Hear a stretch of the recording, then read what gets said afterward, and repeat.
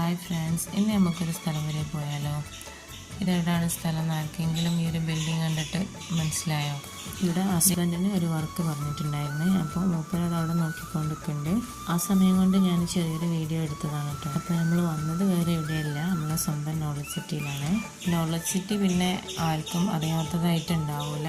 നമ്മളെ വയനാട്ടുകാർക്കും കോഴിക്കോട്ടുകാരൊക്കെ എപ്പോഴും അങ്ങോട്ടും ഇങ്ങോട്ടൊക്കെ പോകുന്ന സമയത്ത് കാണുന്നതാണ്.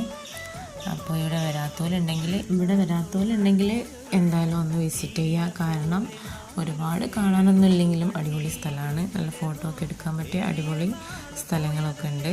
അതൊക്കെ എല്ലാവർക്കും അറിയും, എന്നാലും ജസ്റ്റ് ഒന്ന് പറഞ്ഞതാണ്.